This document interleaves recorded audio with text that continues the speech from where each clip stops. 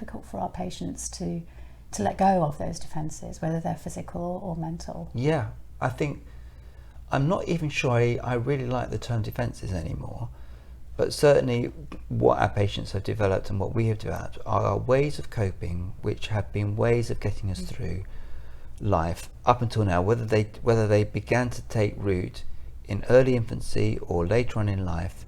What we must absolutely always have is huge compassionate respect for the defences in ourselves and in other people, because I think there's a way, part of the reason why I don't like the term defence is that it can seem something bad. Nobody likes to be called defensive, for example, whereas actually these are very, very appropriate coping strategies which might have in a way be a bit past their sell-by date. We can't quite bear to throw them out yet. I know that evolutionary thinking's really impacted on you, and in evolutionary thinking it's very much that trauma is seen or defences are seen in the context of adaptation to one's environment. Yeah. Well, Bowlby, of course, was one of the greatest thinkers around this area in terms of link, and he developed attachment theory, which was absolutely had evolution at its core. And I think we can learn from Bowlby. Bowlby, there are two different streams in Bowlby around this. One is the idea of an environment of evolutionary adaptedness. So we have a lot of respect for where in many ways, our brains and bodies are no different to how they were 10 or 15,000 years ago. We haven't changed that much. So we still have a kind of Neolithic brain, if you like, and body and mind.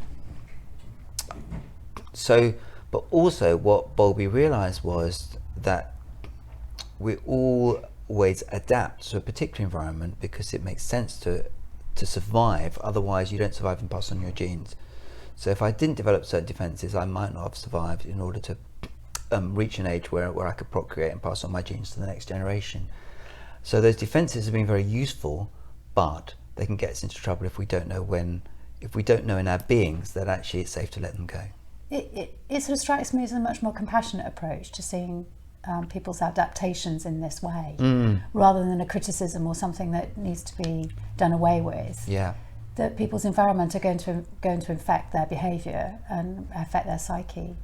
That's double deprivation, isn't it? That you deprive yourself of good experiences when you've experienced trauma in that way. Yeah, so that's an interesting way of thinking about it, because actually double deprivation was Gianna Williams' brilliant concept, which is the idea that kids are deprived and then they can't make use of the good experiences that are in front of them, good therapist, good teacher, good adoptive parent. So that's the double deprivation, but actually they can't give themselves those things as another form of it. Yeah.